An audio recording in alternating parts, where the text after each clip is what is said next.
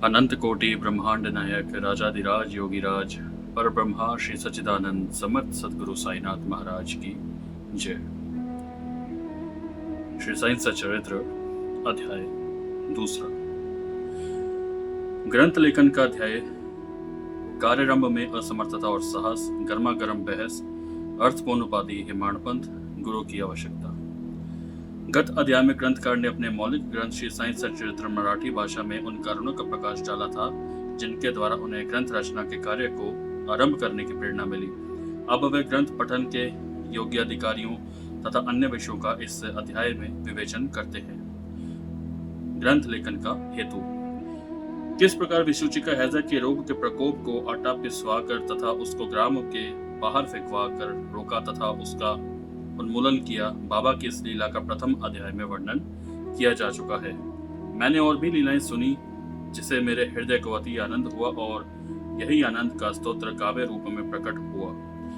मैंने यह भी सोचा कि इन महान आश्चर्यजनक लीलाओं का वर्णन बाबा के भक्तों के लिए मनोरंजक एवं शिक्षाप्रद सिद्ध होगा तथा उनके पाप समूल नष्ट हो जाएंगे। इसलिए मैंने बाबा की पवित्र जीवन गाथा और उनके मधुर उपदेशों का लेखन प्रारंभ कर दिया। श्री साईं की जीवनी न तो उलझनपूर्ण है और न संकीर्ण ही, वर्णन सत्य और आध्यात्मिक मार्ग का वास्तविक दिग्दर्शन कराती है। कार्य आरंभ करने में असमर्थता और साहस। श्री हेमाडपंत को यह विचार आया कि मैं इस कार्य के लिए उपयुक्त पात्र नहीं हूँ। मैं तो अपने परम मित्र की जीवनी से भी भली भांति परिचित नहीं हूँ और न ही अपनी प्रकृति से। तब फिर मुझ सरीखा मूढ़मती भला एक महान संत पुरुष की जीवनी लिखने का दुस्साहस कैसे कर सकता है। अवतारों की प्रवृत्ति के वर्णन में वेद भी अपनी असमर्थता प्रकट करते हैं। किसी संत का चरित्र समझने के लिए स्वयं को पहले संत होना नितांत आवश्यक है, फिर मैं तो उनका गुणगान करने के सर्वथा अयोग्य ही हूँ। संत की जीवनी लिखने में एक महान साहस की आवश्यकता है और कहीं ऐसा न हो कि चार लोगों के समक्ष हास्य का पात्र बनना पड़े। इसलिए श्री साईं बाबा की कृपा प्राप्त करने के लिए मैं ईश्वर से प्रार्थना करने लगा। महाराष्ट्र के संत श्रेष्ठ श्री ज्ञानेश्वर महाराज का कथन है कि संत चरित्र के रचयिता से परमात्मा अति प्रसन्न होता है। तुलसीदास जी ने भी कहा है कि साधु चरित्र शुभ से रस सरिसक पासु, निरस विशद गुण में फल जासु, जो सही दुख पर छिद्र दुरावा, वंदनीय जेहि जग जस पावा। भक्तों को भी संतों की सेवा करने की इच्छा बनी रहती है। संतों की कार्य पूर्ण करा लेने की प्रणाली भी विचित्र ही है। यथार्थ प्रेम तो संत ही किया करते हैं, भक्त तथा निमित्त मात्र या कहिए कि कार्य पूर्ति के लिए एक यंत्र मात्र है। उदाहरणार्थ शंख 1700 में कवि महिपति को संत चरित्र लेखन की प्रेरणा हुई। ईश्वर ने संतों में अंत प्रेरणा पैदा की और कार्य पूर्ण हो गया। इसी प्रकार संख्या 1800 में श्री दास गणों की सेवा स्वीकार हुई। महिपति ने 4 काव्य रचे, भक्ति विजय, संत विजय, भक्ति लीलामृत और संत लीलामृत, और दास गणों ने केवल 2, भक्ति लीलामृत और संत कथामृत, जिसमें आधुनिक संतों के चरित्रों का वर्णन है। भक्ति लीलामृत के अध्याय 31, 32 और 33 तथा संत कथामृत के 57वें अध्याय में श्री साईं बाबा की मधुर जीवनी तथा अमूल्य उपदेशों का वर्णन सुंदर एवं रोचक ढंग से किया गया है। इनका उदाहरण श्री साईं लीला पत्रिका के अंक 11, 12 और 17 में दिया गया है। पाठकों से इनके पठन का अनुरोध है। इसी प्रकार श्री साईं बाबा की अद्भुत लीलाओं का वर्णन एक बहुत सुंदर छोटी सी पुस्तिका श्री साईनाथ भजनमाला में किया गया है। इसकी रचना बांद्रा की श्रीमती सावित्रीबाई रघुनाथ तेंदुलकर ने की है। श्री दास गणु महाराज ने भी श्री साईं बाबा पर कई मधुर कविताओं की रचना की है। एक और भक्त अमीदास भवानी मेहता ने भी बाबा की कुछ कथाओं को गुजराती में प्रकाशित किया है। साईं प्रभा नामक पत्रिका में भी कुछ लीलाएं शिरडी के दक्षिणा भिक्षा संस्थान द्वारा प्रकाशित की गई हैं। अब प्रश्न यह उठता है कि जब श्री साईनाथ महाराज के जीवन पर प्रकाश डालने वाला इतना साहित्य उपलब्ध है, फिर और एक ग्रंथ साईं सच्चरित्र रचने की आवश्यकता ही कहाँ पैदा होती है। इसका उत्तर केवल यही है कि श्री साईं बाबा की जीवनी सागर के सदस्य अगाध, विस्तृत और अथाह है। यदि उसमें गहरे गोते लगाए जाएं तो ज्ञान एवं भक्ति रूपी अमूल्य रत्नों की सहज ही प्राप्ति हो सकती है, जिससे मुमुक्षुओं का बहुत लाभ होगा। श्री साईं बाबा की जीवनी, उनके दृष्टांत एवं उपदेश महान आश्चर्य से परिपूर्ण है। दुख और दुर्भाग्यग्रस्त मानवों को इनसे शांति और सुख प्राप्त होगा तथा लोक व प्रलोक में श्रेयस की प्राप्ति होगी। यदि श्री साईं बाबा के उपदेशों का जो कि वैदिक शिक्षा के समान ही मनोरंजक और शिक्षाप्रद है। ध्यान पूर्वक श्रवण एवं मनन किया जाए तो भक्तों को अपने मनोवांछित फल की प्राप्ति हो जाएगी, अर्थात ब्रह्म से भिन्नता, अष्टांग योग की सिद्धि और समाधि, आनंद आदि की प्राप्ति सरलता से हो जाएगी। यह सोचकर ही मैंने चरित्र की कथाओं को संकलित करना प्रारंभ कर दिया। साथ ही यह विचार भी आया कि मेरे लिए सबसे उत्तम साधना भी केवल यही है। जो भोले भाले प्राणी श्री साईं बाबा के दर्शनों से अपने नेत्र सफल करने के सौभाग्य से वंचित रहे हैं, उन्हें यह चरित्र अति आनंददायक प्रतीत होगा। अतः मैंने भी अपना अहंकार उनके श्री चरणों पर न्यौछावर कर दिया। मैंने सोचा कि अब मेरा पथ अति सुगम हो गया है और बाबा मुझे इहलोक और परलोक में सुखी बना देंगे। मैं स्वयं बाबा की आज्ञा प्राप्त करने का साहस नहीं कर सकता था, अतः मैंने श्री माधवराव उपनाम श्यामा से, जो कि बाबा के अतरंग भक्तों में से थे, इस हेतु प्रार्थना की। उन्होंने इस कार्य के निमित्त श्री साईं बाबा से विनम्र शब्दों में इस प्रकार प्रार्थना की कि ये अन्ना साहेब आपकी जीवनी लिखने के लिए अति उत्सुक हैं, परंतु आप कृपया ऐसा न कहना कि मैं तो एक फकीर हूँ तथा मेरी जीवनी लिखने की आवश्यकता ही क्या है। आपकी केवल कृपा से और अनुमति से ही ये लिख सकेंगे, अथवा आपके श्री चरणों का पुण्य प्रताप ही इस कार्य को सफल बना देगा। आपकी अनुमति तथा आशीर्वाद के अभाव में कोई भी कार्य यशस्वी नहीं हो सकता। यह प्रार्थना सुनकर बाबा को दया आ गई। उन्होंने आश्वासन और उदी देकर अपना वृद्ध हस्त मेरे मस्तक पर रखा और कहने लगे कि इन्हें जीवनी और दृष्टांतों को एकत्रित कर लिपिबद्ध करने दो, मैं इनकी सहायता करूंगा। मैं स्वयं ही अपनी जीवनी लिखकर भक्तों की इच्छा पूर्ण करूंगा, परंतु इनको अपना अहं त्याग कर मेरी शरण में आना चाहिए। जो अपने जीवन में इस प्रकार आचरण करता है उसकी मैं अत्यधिक सहायता करता हूँ। मेरी जीवन कथाओं की बात तो सहज है, मैं तो इन्हें घर बैठे अनेक प्रकार से सहायता पहुंचाता हूँ। जब इनका अहं पूर्णतः नष्ट हो जाएगा और खोजने पर लेश मात्र भी न मिलेगा, तब मैं इनके अंतकरण में प्रकट होकर स्वयं ही अपनी जीवनी लिखूंगा। मेरे चरित्र और उपदेशों के श्रवण मात्र से ही भक्तों के हृदय में श्रद्धा जागृत होकर सरलता पूर्वक आत्मानुभूति एवं परमानंद की प्राप्ति हो जाएगी।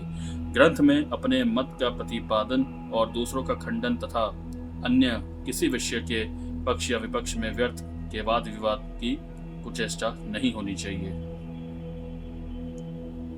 अर्थपूर्ण उपाधि हेमांड पंथ। वाद विवाद शब्द से हमको स्मरण हो आया कि मैंने पाठकों को वचन दिया है कि हेमांड पंथ उपाधि किस प्रकार प्राप्त हुई इसका वर्णन करूंगा। अब मैं इसका वर्णन करता हूँ। श्री काका साहेब दीक्षित व नाना साहब चांदोरकर मेरे अति घनिष्ठ मित्रों में से थे। उन्होंने मुझसे शिरडी जाकर श्री साईं बाबा के दर्शनों का लाभ उठाने का अनुरोध किया। मैंने उन्हें वचन दिया, परंतु कुछ बाधा आ जाने के कारण मेरी शिरडी यात्रा स्थगित हो गई। मेरे एक घनिष्ठ मित्र का पुत्र लोनावला में रोगग्रस्त हो गया था। उन्होंने सभी संभव अधिभौतिक और आध्यात्मिक उपचार किए, परंतु सभी प्रयत्न निष्फल हुए और ज्वर किसी प्रकार भी कम न हुआ।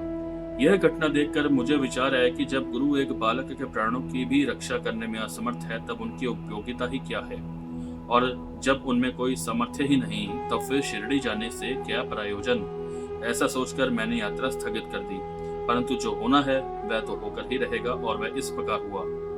प्रधानाधिकारी नाना साहब चांदोरकर बसई के दौरे पर जा रहे थे। वे ठाणा से दादर पहुंचे तथा बसई जाने वाली गाड़ी की प्रतीक्षा कर रहे थे। उसी समय बांद्रा लोकल आ पहुंची, जिसमें बैठकर वे बांद्रा पहुंचे तथा शिरडी यात्रा स्थगित करने के लिए मुझे आड़े हाथों लिया। नाना साहब का तर्क मुझे उचित तथा सुखदायी प्रतीत हुआ और इसके फलस्वरूप मैंने उसी रात्रि शिरडी जाने का निश्चय किया और सामान बांधकर शिरडी को प्रस्थान कर दिया। मैंने सीधे दादर जाकर वहां से मनमाड की गाड़ी पकड़ने का कार्यक्रम बनाया। इस निश्चय के अनुसार मैंने दादर जाने वाली गाड़ी के डिब्बे में प्रवेश किया। गाड़ी छूटने ही वाली थी कि इतने में एक यवन मेरे डिब्बे में आया और मेरा सामान देखकर मुझसे मेरा गंतव्य स्थान पूछने लगा। मैंने अपना कार्यक्रम उसे बतला दिया। उसने मुझसे कहा कि मनमाड की गाड़ी दादर पर खड़ी नहीं होती, इसलिए सीधे बोरी बंदर से होकर जाओ। यदि ये एक साधारण सी घटना घटित ना हुई होती तो मैं अपने कार्यक्रम के अनुसार दूसरे दिन शिरडी न पहुंच सकने के कारण अनेक प्रकार की शंका कुशंकाओं से घिर जाता, परंतु ऐसा घटना न था। भाग्य ने साथ दिया और दूसरे दिन 9-10 बजे के पूर्व ही मैं शिरडी पहुंच गया।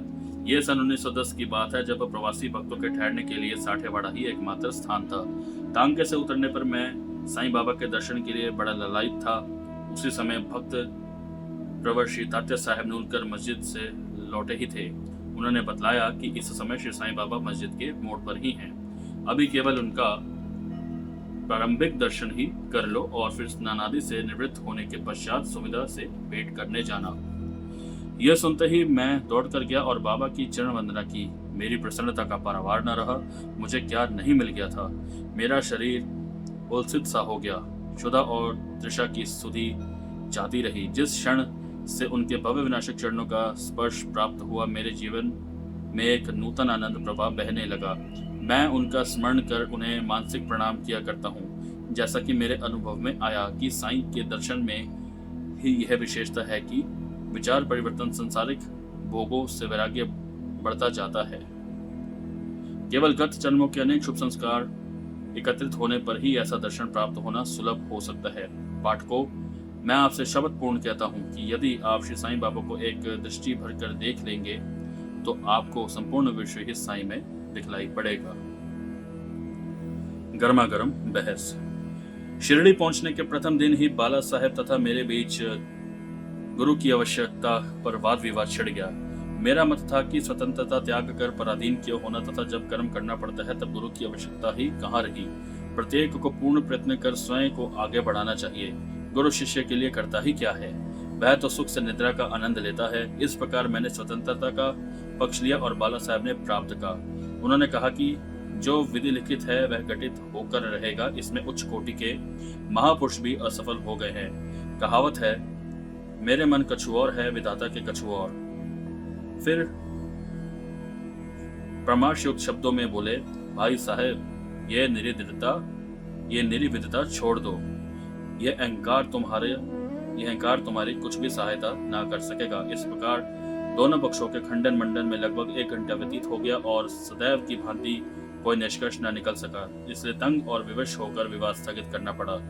इसका परिणाम यह हुआ कि मेरी मानसिक शांति भंग हो गई तथा मुझे अनुभव हुआ कि जब तक गौरदैहिक बुद्धि और अहंकार न हो तब तक विवाद संभव नहीं। वास्तविक अहंकार ही विवाद की जड़ है। जब अन्य लोगों के साथ मैं मस्जिद गया तब बाबा ने काका साहब को संबोधित कर प्रश्न किया कि साठेवाड़ा में क्या चल रहा था, किस विषय में विवाद था। फिर मेरी ओर दृष्टिपात कर बोले कि इन हेमांड पंथ ने क्या कहा। ये शब्द सुनकर मुझे अधिक अचंभा हुआ। साठेवाड़ा और मस्जिद में पर्याप्त अंतर था। सर्वज्ञ या अंतर्यामी हुए बिना बाबा को विवाद का ज्ञान कैसे हो सकता था। मैं सोचने लगा कि बाबा हेमांड पंथ के नाम से मुझे क्यों संबोधित करते हैं। ये शब्द तो हेमाद्री पंथ का अपभ्रंश है। हेमाद्री पंथ देवगिरी के यादव राजवंशी महाराजा महादेव और रामदेव के विख्यात मंत्री थे। वे उच्च कोटि के विद्वान, उत्तम प्रकृति और चतुर्वर्ग चिंतामणि जिसमें आध्यात्मिक विषयों का विवेचन है और राज प्रशस्ति जैसे उत्तम काव्यों के रचयिता थे। उन्होंने ही हिसाब किताब रखने की नवीन प्रणाली का आविष्कार किया था और बही खाते की पद्धति को जन्म दिया था। और कहा मैं इसके विपरीत एक अज्ञानी, मूर्ख और मंदमती हूँ। अतः मेरी समझ में यह न आ सका कि मुझे इस विशेष उपाधि से विभूषित करने का क्या तात्पर्य है। गहन विचार करने पर मैं इस निष्कर्ष पर पहुंचा कि कहीं मेरे अहंकार को चूर्ण करने के लिए ही तो बाबा ने इस अस्त्र का प्रयोग नहीं किया है ताकि मैं भविष्य में सदैव के लिए निर्भिमानी एवं विनम्र हो जाऊं, अथवा कहीं ये मेरे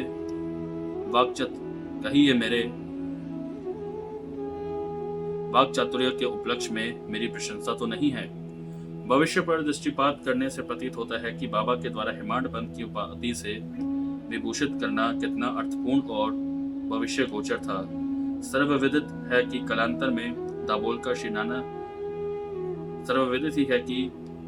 दाभोलकर ने श्री साईं बाबा संस्था का प्रबंध कितने सुचारू एवं विद्वतापूर्ण ढंग से किया था। हिसाब किताब आदि कितने उत्तम प्रकार से रखे तथा साथ ही साथ महाकाव्य साईं सचित्र की रचना भी की। इस ग्रंथ में महत्वपूर्ण और आध्यात्मिक विषयों जैसे ज्ञान, भक्ति, वैराग्य, शरणागति व आत्मनिवेदन आदि का समावेश है। गुरु की आवश्यकता। इस विषय में बाबा ने क्या उद्गार प्रकट किए, इस पर हेमांड पंथ द्वारा लिखित कोई लेख या समृद्ध पत्र प्राप्त नहीं है, परंतु काका साहेब दीक्षित ने इस विषय पर उनके लेख प्रकाशित किए हैं। बाबा से भेंट करने के दूसरे दिन हेमांड पंथ और काका साहेब ने मस्जिद में जाकर घर लौटने की अनुमति मांगी। बाबा ने स्वीकृति दे दी। किसी ने प्रश्न किया, बाबा कहाँ जाएं? उत्तर मिला, ऊपर जाओ। प्रश्न, मार्ग कैसा है? बाबा, अनेक पंथ हैं, यहाँ से भी एक मार्ग है, परंतु यह मार्ग दुर्गम है तथा सिंह और भेड़िए भी मिलते हैं। काका साहेब, यदि पथ प्रदर्शक भी साथ हो तो? बाबा, तब कोई कष्ट न होगा। पथ प्रदर्शक तुम्हारी सिंह, भेड़िए और खंडकों से रक्षा कर तुम्हें सीधे निर्दिष्ट स्थान पर पहुंचा देगा, परंतु उसके अभाव में जंगल में मार्ग भूलने या गड्ढे में गिर जाने की संभावना है। दाभोलकर भी उपयुक्त प्रसंग के अवसर पर वहां उपस्थित थे। उन्होंने सोचा कि जो कुछ बाबा कह रहे हैं वह गुरु की आवश्यकता क्या है। इस प्रश्न का उत्तर है साई लीला भाग 1 संख्या 5 में पृष्ठ 47 के अनुसार उन्होंने सदा के लिए मन में यह गांठ बांध ली कि अब कभी इस विषय पर वाद विवाद नहीं करेंगे कि स्वतंत्र या परतंत्र व्यक्ति आध्यात्मिक विषयों के लिए कैसा सिद्ध होगा। प्रत्युत इसके विपरीत यथार्थ में परमार्थ लाभ केवल गुरु के उपदेश पालन में ही निहित है। इन उपदेशों का वर्णन मूल काव्य ग्रंथ के इसी हुए आत्मानुभूति के लिए राम को अपने गुरु वशिष्ठ को और कृष्ण को अपने गुरु सांदीपनी की शरण में जाना पड़ा था। इस मार्ग में उन्नति प्राप्त करने के लिए केवल श्रद्धा और धैर्य, ये ही 2 गुण सहायक है। श्री सद्गुरु साईनाथ प्रणमस्तु, शुंभ भवतु। श्री सच्चिदानंद सद्गुरु साईनाथ महाराज की जय। ओम साई राम।